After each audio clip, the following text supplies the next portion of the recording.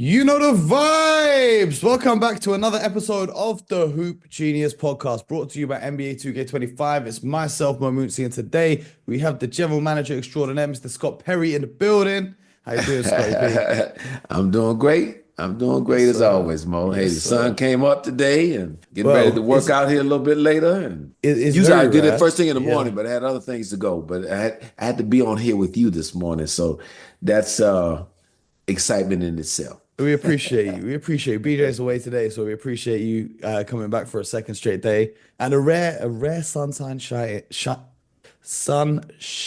I can't even speak this morning. You know what it Well, is? exactly. It's because I'm fasting. I've not had a drink of water all day. It's because Oh I'm wow. fasting. Uh-huh.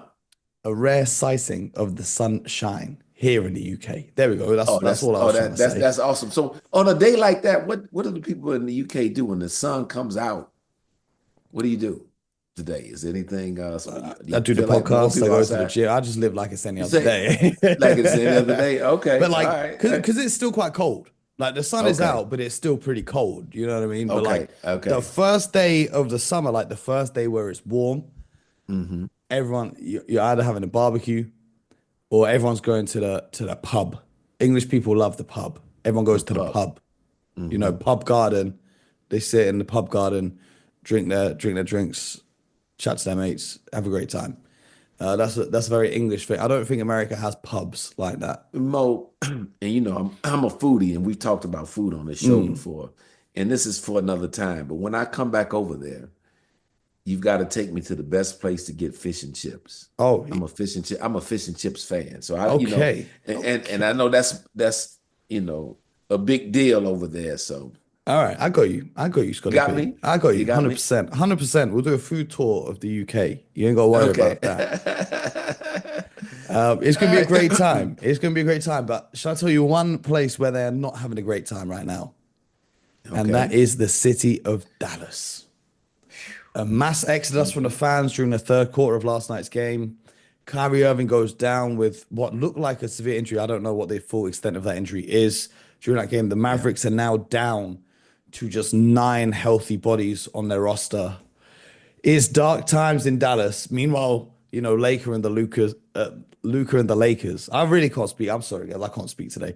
Luca and the Lakers continue to thrive. Hmm. It's tough times in Dallas. Scott, how are you looking at this? We spoke about this briefly just before the show began, but share with the Hmm. people what your thoughts are on the Mavericks here. Well, there's old saying, Mo, that when it rains, it pours, and that's what we're seeing happening in Dallas right now. First of all, my thoughts are with Kyrie Irving, though. I will hopefully that he is not seriously injured. I know he had to be helped to the free throw line and then removed from the game after suffering what they were terming a hyperextension. Because it's really unfortunate. Because to watch Kyrie Irving the last 2 years in Dallas, and in particular this year, just the leadership that he's exhibited, how well he's played, and just how he's embraced his overall responsibility with that team and organization, it's really been fun and refreshing to watch. So you just feel really bad for him going down and the team, uh, given this whole trade that we've talked about over the past month. And right now, if you're Dallas, as bad as things feel right now, because your main prize that you got back in the trade, Anthony Davis, has just played a half of basketball for you. Your co-star player just goes down. A lot of your depth and all your other bigs have been out. Gafford, Lively, and PJ Washington now. So, and to your point, nine healthy bodies. You've got to step back. You understand that you're in a very difficult situation, but you can't do anything to panic in the short term. Okay, yeah, you're getting a lot of negative press right now. Yeah, things are going great in Los Angeles right now with your former player Luka Doncic, but you can't concern yourself with that if you're the Dallas Mavericks in the front office of the team. You got to deal with what you have this season with only 20 games left in the regular season, and they're sitting in the 10th seed with nine healthy bodies. you got to make a determination really quick. You're probably not going to go far or anywhere really this postseason because your best two players probably are going to be out at least for the next few, couple 3 weeks. And they own their And- own pick in the draft this year. yeah, and they own their own pick. So do you let everybody get healthy the remainder of this season, not worried about, rushing anybody back for a short term because there's not enough time really for Kyrie and Anthony Davis to really gel on the fly, even if they were able to come back in a couple, 3 weeks together. Uh, get healthy for next season, add to your team this off season. And again, the trade, when you made it, was about trying to capture a title in the next 2, 3 years. And you just come back full board next season with a healthy roster with your best two players being available and fully healed and take your best shot.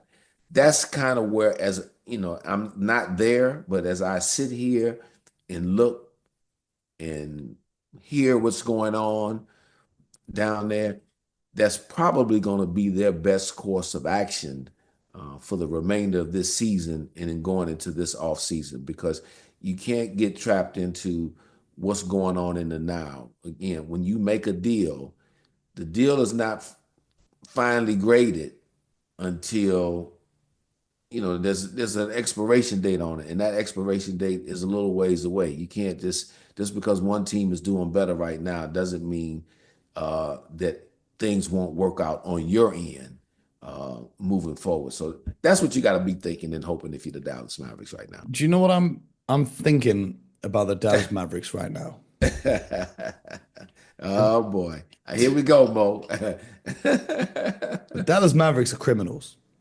Let me tell you why they're criminals. Mm. They reached the NBA Finals last season. Mhm. Okay. They reached the NBA Finals for better or for worse, whatever you think of Luka Doncic and his lack of defense, he took them to the NBA Finals. Mhm. They then proceeded to trade the fan favorite, not even just the Mhm. on-court production. If you go to the Mavericks arena, I will Mhm. say over 50% of the fans there are wearing Luka Doncic jerseys. If you walk Mhm. around the UK or anywhere in Europe, 90% Mhm. of Mavericks jerseys you see are either Dirk Nowitzki or Luka Doncic. Okay, he's the Mhm. fan favorite. He's the face of the franchise. You've just had Dirk Mhm. Nowitzki for 20 years, and you Right. drafted in Luka. He's passed the torch, and you're gonna have Luka for the next 20 years. That's the way it's set up. Okay, Mhm. you then traded him away for a man who's so notoriously injured, you almost couldn't script it better that he would play 3 quarters of great basketball for you Mhm. in Anthony Davis and then get injured again. It's like Mhm. it was scripted. Okay. Mhm. So you've done this. You've enraged your fan base. You then run a smear campaign in the media against Luka Doncic, trying to talk bad on his name about, his apparent laziness and his whatever you have going on with that, what you're trying to spread in the media through your voices at ESPN and so on and so forth. Okay. And then, and this is the part of why I say they're criminals, you raise the price for season tickets next season. Read the room, please, Dallas. If you're the Mavericks organization, you need to read the room here. You're lucky that these fans are still showing up to the games. Last night at the game, the fans left in the third quarter. You're lucky if anyone comes to the next game. You got 9 healthy players now. And this is your doing. Because you can say what you want about Luca. You can say what you want about his conditioning and his defense or whatever. But he fills out that arena. He fills out that arena every time he And he and plays. he's a gamer. He's a player. Nobody ever questioned his ability and talent. There's Exactly. no question about that. Exactly. So, Mhm. when I hear these interviews with Nico Harrison talking about, oh, the future is for the next 3 or 4 years, after that, I'm probably not going to be here. It really got me thinking. And then I realized the Dallas Mavericks don't control their own first round picks for 2027 up until 2030. So Nico Harrison really doesn't plan on being in Dallas past 2027. And this summer, we just discussed that they own their own first round pick, but they might even be Mhm. open to trading that. And I just look at all of this, and you with all the experience you have in the front office, Mhm. it's is Nico Harrison insane for openly admitting that he doesn't even think he'll be in that job in 3 years' time? So he's just doing whatever he wants for now. How do you balance the win now versus the future interests of your franchise? Because for me, the fact that Nico's come out in a press conference and said that, as if I was a fan of the Mavericks, my fandom would have stopped that day. Because if you're rooting for a team your whole life, and the guy who's in control of the team is telling you, oh, I don't really care about the future. I'm going to be gone in a couple of years. I would have canceled my season ticket there and then. And then they have the nerve to come and tell the fans that the prices are going up by 8%. You've lost me. Right. You've lost me. Mo, you said a lot there. But I'm going to look at both sides of this. And you obviously have spoken from the fans' perspective and make some very good and valid points. You know, a lot of times when you do a press conference like Nico did, and I remember the quote that you just mentioned. He said, "Well, heck, you know, I may not even be here after 3 or 4 years."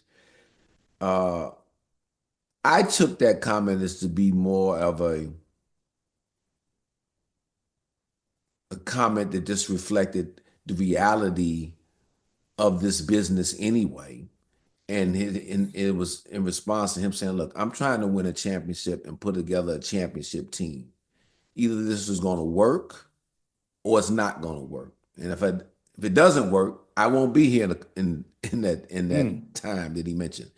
And so part of me looks at it as a little bit refreshing when a leader, an executive can go to the microphone, own his decision, and say, this is what it is. Now, again, and he said this himself, the final jury will be out whether this is successful or not. That'll be his, final judgment.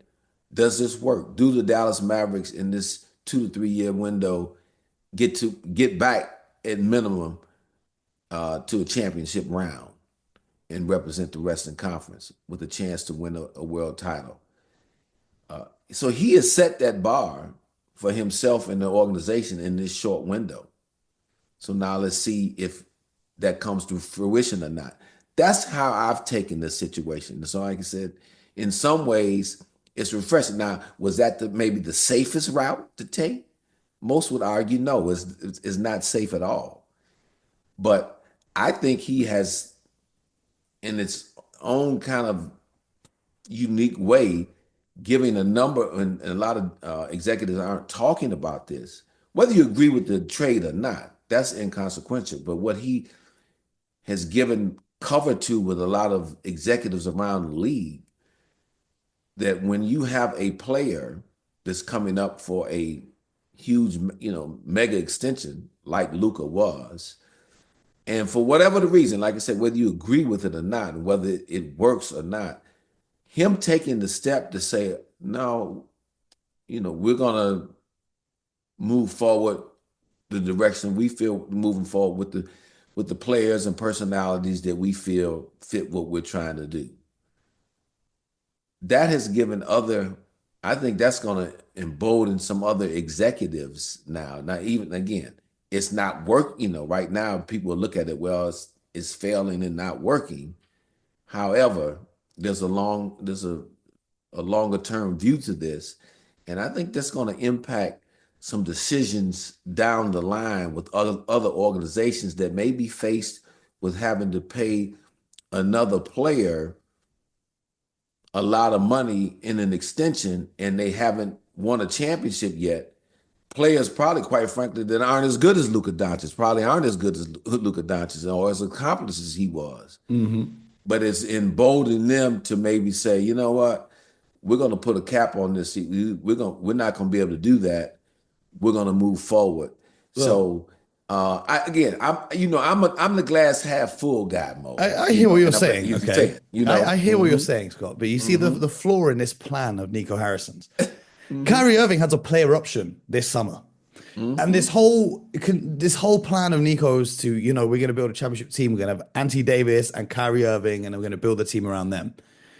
Nico has now just lost the leverage that he has in any negotiation for an extension with Kyrie Irving. So the money that he was going to have to pay Luka Doncic, he's going to have to pay something close to that to retain the services of Kyrie Irving, who now has all the leverage in this deal. Because if Kyrie walks, then the Mavs have nothing. You make a point there, Mo, but I'm looking at this. I'm watching Kyrie Irving since he's been in Dallas, and just watching again the evolution of his personality, his leadership, his engagement with the team. There is a comfort level with him, with the organization, and the organization with him. It's my opinion, from what I see in all that you have two parties, organization and player, that are interested in extending this relationship further. Now, to your point, obviously you're going to have to find the right kind of number. And it's not going to cost them exactly what it was going to cost with Luka Doncic. I don't see Kyrie Irving getting a $345-50 million extension from Dallas. But I do see him being paid at the level that he's currently at now, where I believe he's around $40 million a year. Yep. And you extend that for a few years. And Kyrie seems at peace to me. When you're a player like as great as he is, and he's been at a number of different organizations, when you find a sweet spot, if you will, a place where you can be yourself, where you're embraced, and you enjoy coming to work every day, which it appears he does there in Dallas, I just believe that they will figure out a way to get that done. So I don't know. Again, it's easy to make a case on the surface that, okay, he can opt out and become a free agent and be entertained by all of these different teams.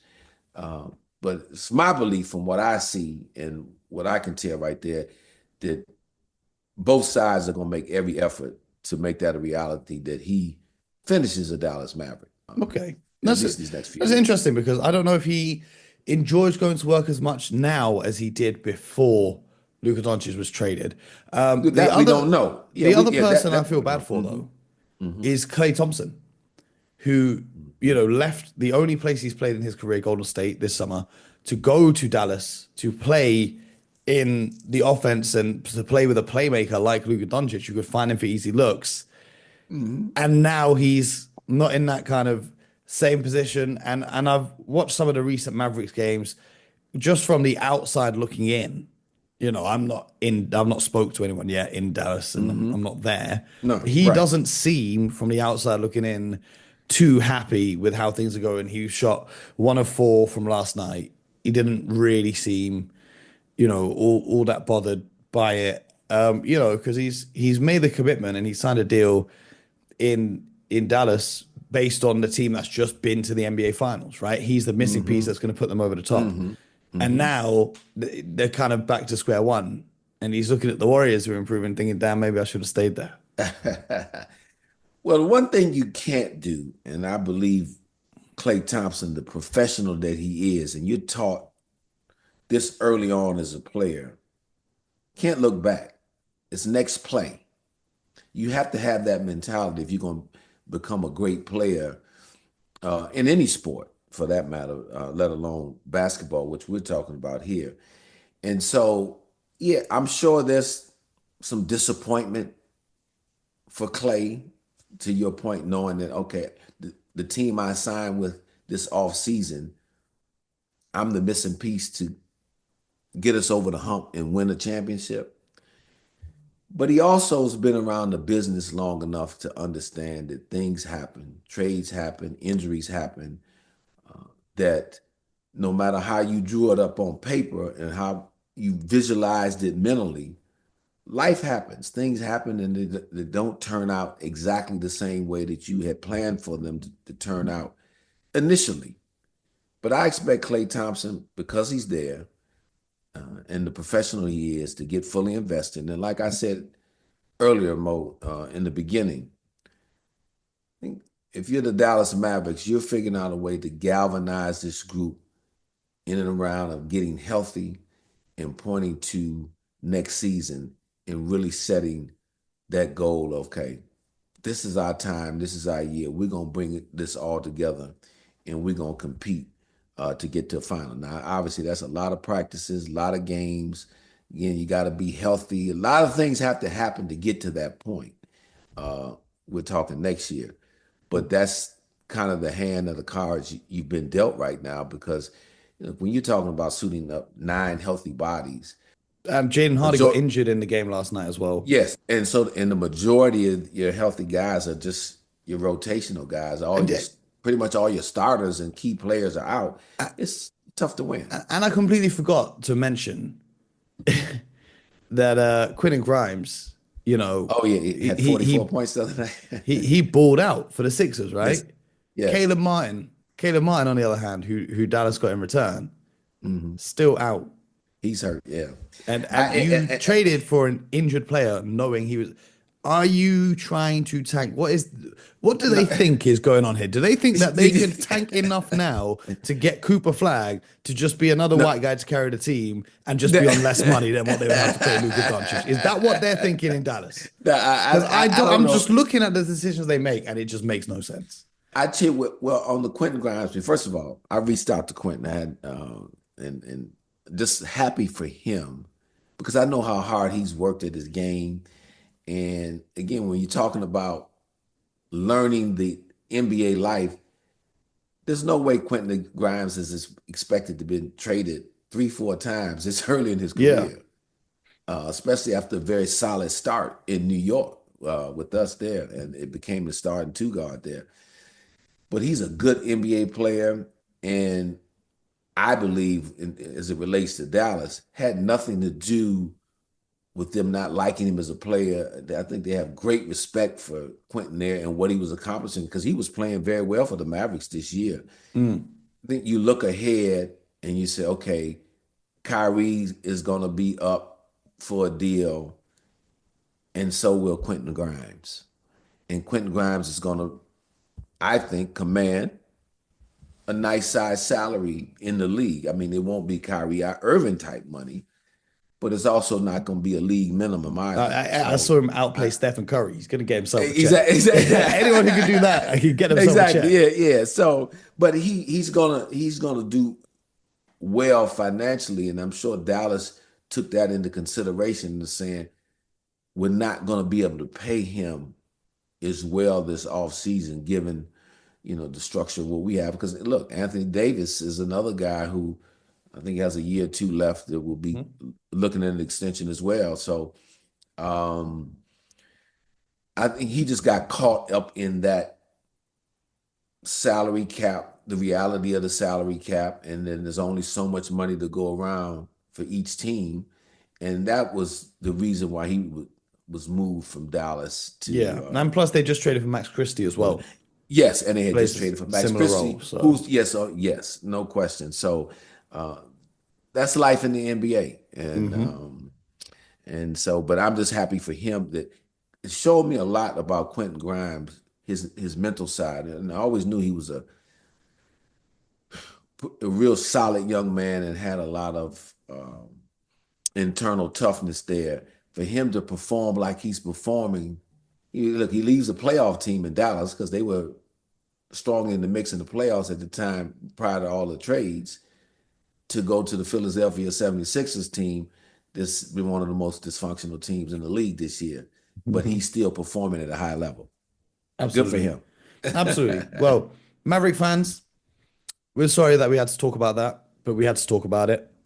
Hopefully things get better. My advice to you, if you do support the Dallas Mavericks, is pick a new team. That would be my advice, because they don't respect you. They're laughing at you. They're putting up the prices of tickets, but making your team worse. I know Scott is pretty high on the future if they can get healthy. I personally don't like to build teams with if they can get healthy. Otherwise, you end up like the Philadelphia 76ers because, if Embiid and Paul George are all healthy at the same time, then well, we have a saying here in England: if my grandmother had wheels, she would have been a bike. And I don't know how that makes sense. I have never heard that, Mo. Say that again. So if my grandmother, I've got to give you the context. I've got to give you a context, Okay, yeah. right? So there's this TV show, Okay. cooking. There's an Italian chef on the All show, right. and he's Okay. made like a traditional Italian dish, and he Okay. served it to the host of the show, and the host of the show is an English lady, and she says, "Oh, if you put bacon in this, it would be like a carbonara." And then the Okay. Italian chef looks so disgusted that she's just compared his like family recipe to a carbonara pasta. Okay. He looks at her and he Okay. says, "And if my grandmother had wheels, she would have been a bike." And that's just it. So the Wow. the, the Wait, moral is this there's a lot of if buts and maybes, but the only thing that oh, exists is and look, and you're so look. I never want to build a team on ifs, buts, and maybes. You're exactly right. That so let's be clear about that, because there's an old saying here in the States: if ifs were fifths, we'd all be drunk. I like that. Have you heard that? Yeah, exactly. I've You like heard that. I've heard that. I've heard that. I've heard that? that. But I don't like that. It's So Ramadan, but I like to say exactly, I know you right. No, it. but I'm just saying. But um, no, when you're looking at that, but that's the only way you can look at it now. And again, I would beg to differ. The Dallas situation is a little bit different than what they've attempted to do in Philadelphia. Oh yeah, Because Paul George, the last 4 or 5 years, had missed more games then Embiid. than Joel Embiid. Do you Is believe? Do you believe that the teams that tank are just cursed to never win, and it's just karma? well, Because I I, have kn- this theory. yeah, well, you know what, Mo, I think you're on to something just because I've never believed in tanking. Let me be clear about that. To what I would say, what I would always call institutionalized losing. If we're going to say, okay, our goal is to lose for a couple of years so we can have a chance, a 14% chance that to get a top pick, the number one pick in a draft. It's 14% chance to win it. So that means 86% chance you don't, and it's a higher percentage that you fall back based on Mhm. where you finish in the lottery, then move up. That's what we know. So to me, that has never been a foolproof plan or strategy. The people that will argue for it will say, well, the majority of your stars are drafted in the top 4 or 5 picks every year. Okay, get it, but I can point to a lot of top players that went lower than that. To me, when you take the competitive nature out of your locker room, because you have a team that's currently playing in a season every year, if those guys believe and sense that the organization as a whole is comfortable with losing, what makes you think that you can just flip a switch and then all of a sudden, okay, it's time, we're going to win now. Let's just get it cleared out of our locker room. Mhm. You've endured so many losses, so many bad habits. You developed an attitude amongst the players that are there, and you're saying, okay, well, a lot of them won't be there any longer, but that's not realistic either. Because you gotta during that Losing is a process of building, stench that you can't yeah, you can't just yeah, swipe off. You know what I'm you saying? can't you cannot do that, Mo. And I just I believe you just compete the best you can. And if we're competing the best we can and we end up with the third or fourth worst record in the league, then so be it. But I believe to your point, then karma will say, oh, that team will end up winning the lottery. Well, it's Because like they've been trying to win. But a lot of these, when we're just saying, oh, it's clear cut, we're doing everything we can to be bad and lose. Um, institutionalized losing. I Mhm. have yet to see it work. I mean, can you point to a situation, Mo, where you said that a team won because they embraced losing? No, And because I think once you're a loser, you are a loser. It mhm, doesn't matter what you do, you are stained with that just air around you, right? So mhm, I look at the best mhm, teams in this league. The Celtics are the reigning champions, right? I'm slightly mhm, biased because they're my team. They only missed the playoffs once between the Kevin Garnett and Paul Pierce era and the Jason Tatum and mhm, Jaylen Brown era. They missed the playoffs one time.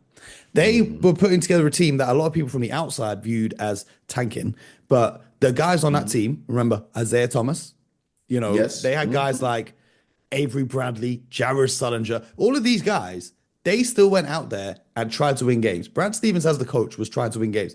They No were question. outperforming every season compared to where people expected them. We had Mm-hmm. Jordan Crawford winning Player of the Week awards, right? Mm-hmm. Mm-hmm. Yeah. That is why they're the champions now. Because even when their team on paper wasn't as talented as it is now, they had everyone talks about culture, Yes. hard work, grit, defense, teamwork, all of these things. And I see a lot of teams in the NBA, and I'm not going to name names, but people know who they are. The guys kind of come in. No, we got a game today. All right, cool. We got a game today. All right, Yeah. cool. Let's go to the club. Let's go do this. Go do that. And it's cool. Enjoy your life. But Mm-hmm.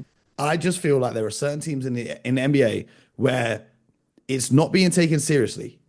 The drive to win is not being taken seriously, and the organization is completely fine with that because the organization has no vested interest in trying to win either, and that's And a I just problem for think, me. I mean, and look, and look, like you said, not to pick on anybody, but you go back in time with Philadelphia, that's probably the most Blatant, blatant. broadcasted one But that, what I that, would that what I would went into the say, press. But here's what I would say. Okay, at the end of the day, all that tanking that they did years ago and the process and all that kind of stuff, what does that netted them? this is what I would say. What does that Sam netted them, Mo? Hinkie had Mhm. Embiid, Ben Simmons, and then he had max space for a free agent, and then he was removed. The new front office came in. They picked Fultz over Tatum. They did X, Y, and Z, X, Y, and Z, X, Y, and Z.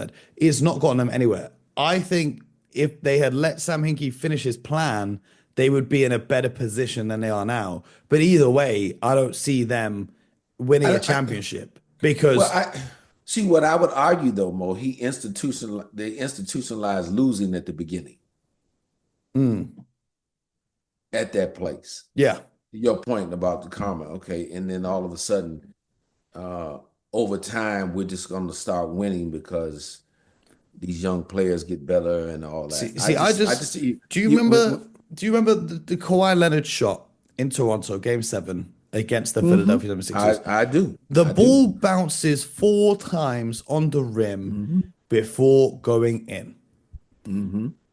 and I'm not a very superstitious person, Hmm. but I'm willing to bet that if it was against a team that didn't lose on purpose to get draft picks, that ball bounces 4 times and doesn't bounce in.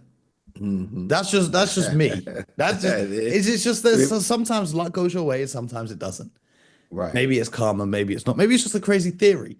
Hmm. But I say all that to say, I just, yeah, you know, I say that to say I would have extreme caution. Again, I'm not for just coming in and essentially announcing to the world, and most importantly to your locker room and to your organization and your immediate fan base that, oh, we're not trying to win. We're gonna be mhm. bad for 3 years. Come support us. You know, trust that we're gonna win a lottery system. It's like, okay, we're gonna, go to Vegas and we're gonna run the blackjack table or the roulette table because we're gonna get lucky because we're so bad, we're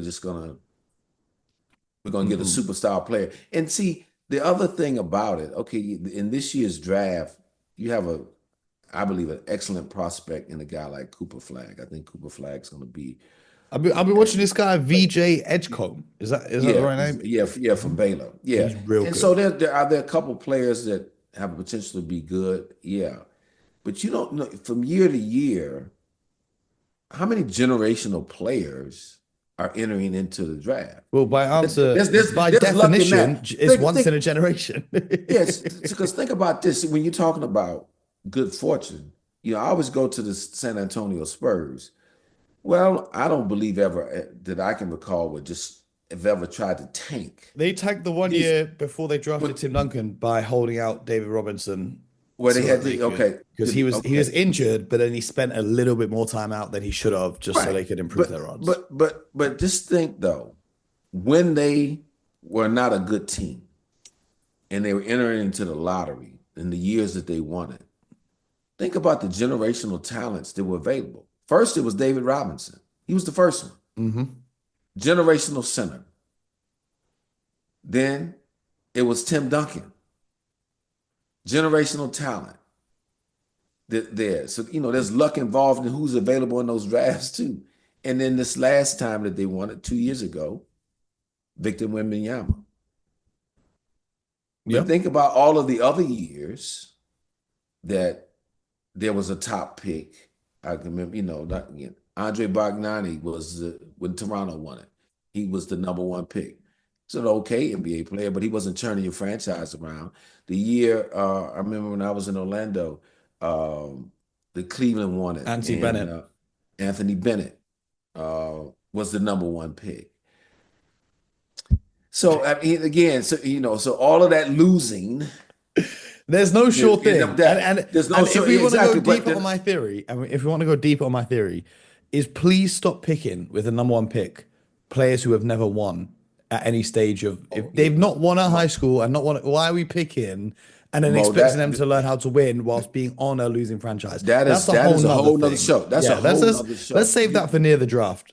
Exactly. Before I sound like an angry old conspiracy theorist. I just like winning. How about that? Yeah, exactly. Scott, I appreciate you stopping by as always. Mavs fans, I hope this therapy session helps you out a little bit, helped you rationalize a few things.